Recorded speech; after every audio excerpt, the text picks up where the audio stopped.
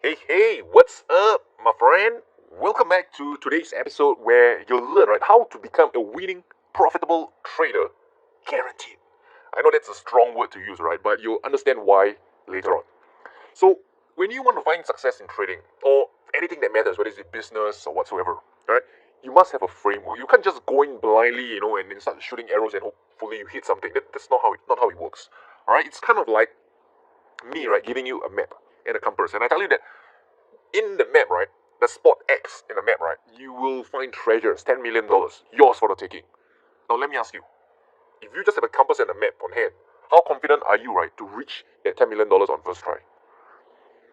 Well, probably not, right? You would more likely, go towards the direction of the $10 million. You encounter an obstacle, maybe like a big hairy monster in your path, and then you need to backtrack, right, and avoid fighting the monster. Maybe you encounter a huge mountain that is so high that you can't climb, and you got to skirt around it, and find ways to overcome these little obstacles in your way. And every obstacle that you overcome brings you closer towards the goal, right, the $10 million.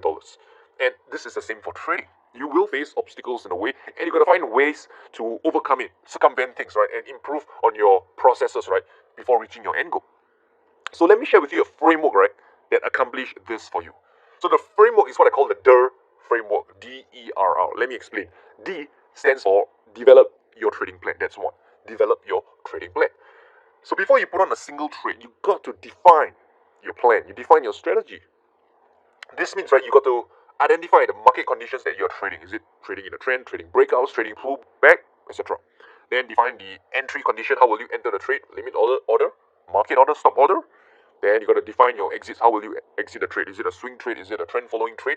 You got to define the markets you're trading. Is it FX? Is it stocks? Whatsoever. You got to define, right, your risk management. How much are you risking per trade? You can see that all these questions, right, will form your trading plan. And that's the first thing you need to do. A consistent set of rules to follow, which is your trading plan. Number two, you must execute your trades consistently, right, and get a minimum of 100 trades. The reason is because, right, in trading, 1 plus 1 may not be equals to 2. You're not dealing with certainty over here, you're dealing with probability. So it's more like 1 plus 1, 60% of the time it might be 2, 40% of the time it might be number 20. I know that's a little bit of, confusion there, but you kind of get my point. You're dealing with probability in trading, right? Nothing is certain. So this is why you need a large sample size of trade, right, to find out whether a trading strategy works or not. Okay, so minimum is 100 trades to execute it consistently.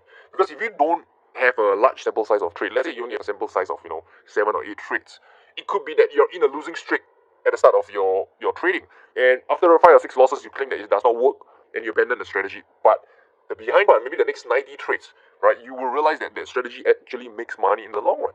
It's kind of like having a coin in your hands, right? Every time it comes up head, you win $10. Every time it comes up tail, let's say you lose $5. Let's say the first 5 coin toss you toss is come up all tails and you lost like what, $25. Are you gonna stop tossing the coin and say that coin is cursed, it's not working? No, right? Because if you know that if you have an edge in the markets, right, you need to toss that coin, right? Maybe 100 times, 200 times, right, before your edge can play out. And this is the same for trading. You got to let the law of large number work in your favor, right? Execute your trades, right, a minimum of 100 times before you conclude whether the trading strategy works or not. So that's number two, executing your trades consistently. Number three, right, you want to journal down your trades. This means that every time you put on a trade, you got to, write down, right, whether it's a winning trade or a losing trade. You got to screenshot the charts, right, where you enter, where you exit the trade, all right, what's the profit or loss on the trade. Let's say, you risk $100 on a trade, you make $200, that's a profit of 2R, right, 2 times your initial risk, so write down there 2R. Maybe you took on a trade, it's a loss, right, a loss of, let's say, $50, so that's half of your initial risk amount, so you put a loss of minus 0.5R. So what you have to do is to record down your trades so you have a matrix that you can track. Okay? And number four, finally, what you want to do is to review your trades. Right? Find out, right, whether a particular trading strategy is making you money or costing you money in the long run. So let's say you have executed 100 trades, right? Right now you know what is your ratios, what is your winning rate, what is your average risk to reward on the trade. Right? And if you find out that, hey, this strategy actually, is not so profitable, maybe it's just like, break even, mediocre, what you can do is to look at the charts that you have saved earlier and ask yourself, right, among all the 100 charts out there, are there certain patterns that lead to your winners, right? Maybe there are certain things that the chart, there's certain patterns that realize that actually lead to a higher probability of a win. And also, are there certain patterns, right, that every time it occurs, right, it tends to lead to a loss. So once you ask yourself those two questions, you want to avoid taking those trades, right, which have a lower probability of success, and focus on taking those trades that has a higher probability of success. Okay?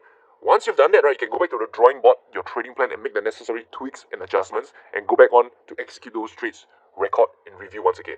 And this is the framework that I'm sharing with you, right? I can guarantee you that if you follow this framework, right, there is no reason, right, you are not a consistently profitable trader. Is it difficult? Is there work involved? Yes, there's work involved. It's tedious, but this is the way it's done if you want to be a profitable trader. And mind you, this is coming from a discretionary trading point of view. Right? Systems trading is a different thing altogether. And if you're interested, right, we can talk about that in another episode. So with that said, right, quick recap. The framework, number 1 is develop your trading plan. Number 2, execute your trades consistently. Number 3, record your trades. And number 4, review your trades. So with that said, I have come to the end of today's episode. If you've enjoyed it, hit the thumbs up button, subscribe to my YouTube channel, the button is below, and I will talk to you soon.